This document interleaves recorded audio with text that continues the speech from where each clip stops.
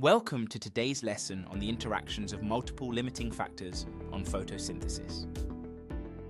In today's lesson, we'll learn how to interpret graphs that depict the relationship between light intensity, temperature, and carbon dioxide concentration and the rate of photosynthesis in plants. We'll then review how to plot data on the effect of limiting factors on a graph, including the proper labeling of axes and choosing appropriate scales.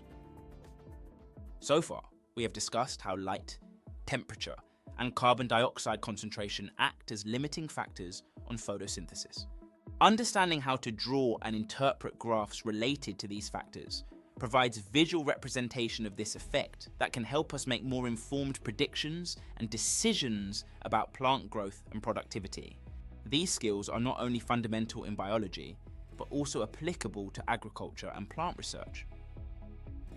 Plotting factors such as light intensity, temperature, and CO2 concentration against the rate of photosynthesis can show us which factors are limiting and not limiting to photosynthesis.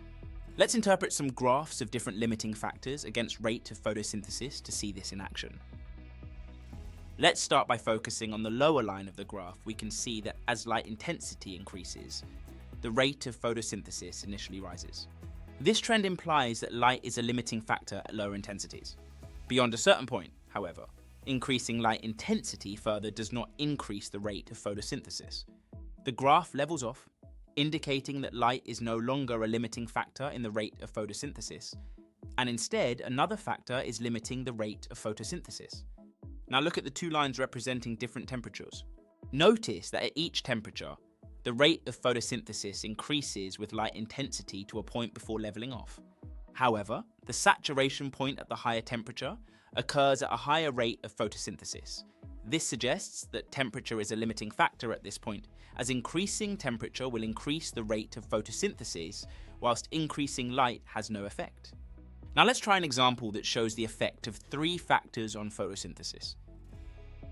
On this graph, there are two lines, each representing different carbon dioxide concentrations, one for low CO2 concentration, 0.04%, and another for high CO2 concentration, 0.4%. The temperature is kept constant at 25 degrees Celsius for both lines. In the first section of the graph, the lines for both low and high CO2 concentrations are close together and show an increase in the rate of photosynthesis as light intensity increases.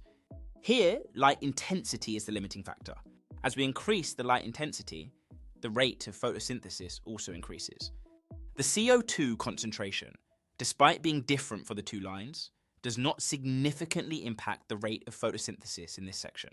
This means CO2 is not the limiting factor here.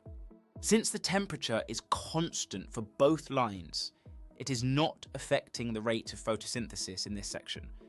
In the second section of the graph, both lines plateau, but the line for low CO2 concentration plateaus at a lower rate of photosynthesis compared to the line for high CO2 concentration. In this section, light intensity is no longer a limiting factor. Increasing the light intensity does not increase the rate of photosynthesis. Instead, CO2 concentration becomes the limiting factor. The line with high CO2 continues to show a higher rate of photosynthesis than the line with low CO2.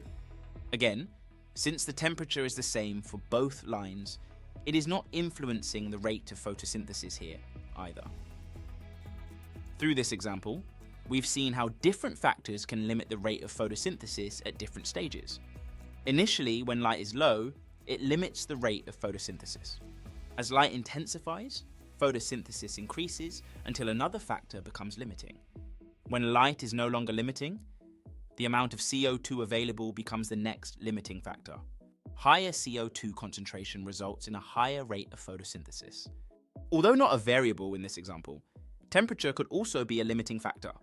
If it were too low or too high, it could affect enzyme activity and thus the rate of photosynthesis. We would need to change temperature to observe whether it has a limiting effect on photosynthesis. Now, let's focus on understanding whether a factor is limiting or not is based on the shape of the graph. If the rate of photosynthesis increases with an increase in a factor, that factor is limiting. For instance, an upward slope in the graph indicates a limiting condition where increasing the factor improves photosynthesis. When the graph levels off, it indicates that the factor on the x-axis is no longer limiting. Hence, further increases in this factor do not affect the photosynthesis rate. Other factors may be limiting at this point where the graph plateaus. When plotting these graphs, a proper scale and appropriate units are essential. Here are the units that are often used. Rate of photosynthesis is often measured in the rate of oxygen production per minute, but is sometimes just stated as arbitrary units.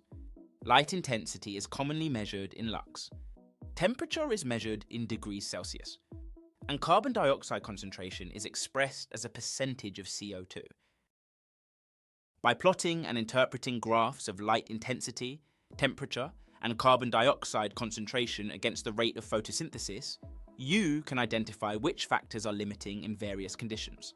The key takeaway is that an upward slope indicates a limiting factor on the x-axis, while a plateau suggests the factor on the x-axis is no longer limiting. If this plateau occurs at a higher rate of photosynthesis, when a different factor is increased, that factor is limiting. Accurate graphing with the right units and scales helps in making these determinations. Understanding these relationships is crucial for optimizing conditions for photosynthesis in practical applications, such as agriculture and horticulture.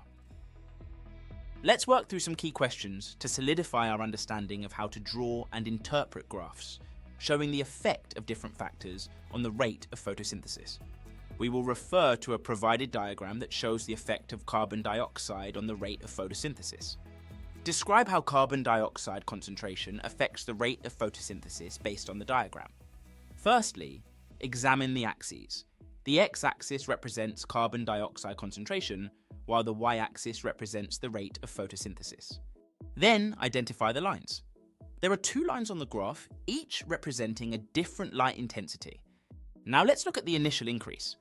Both lines show that as carbon dioxide concentration increases, the rate of photosynthesis also increases steeply. This indicates that carbon dioxide concentration is a limiting factor at lower intensities. Then we can look at the plateau. At higher carbon dioxide concentrations, the lines plateau. This means the rate of photosynthesis levels off. Other factors, such as light intensity or temperature, might be limiting at this point.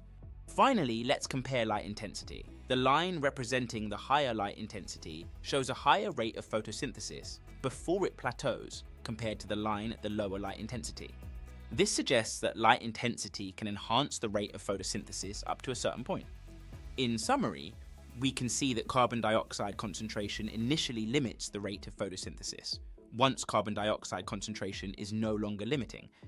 For example, rate of photosynthesis doesn't increase with an increase in carbon dioxide concentration. Light is now a limiting factor because increasing light intensity will increase the rate of photosynthesis. In today's lesson, we examined how various factors affect the rate of photosynthesis and learned how to draw and interpret graphs representing these effects.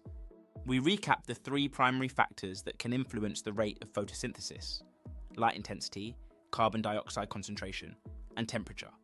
Each factor's relationship with the rate of photosynthesis was illustrated using graphs. We practiced interpreting graphs depicting these relationships and learned how to identify key points, such as the light saturation point, carbon dioxide saturation point, and the optimum temperature range. Understanding how to read these graphs is crucial for analysing experimental data and drawing accurate conclusions about how environmental conditions affect plant growth.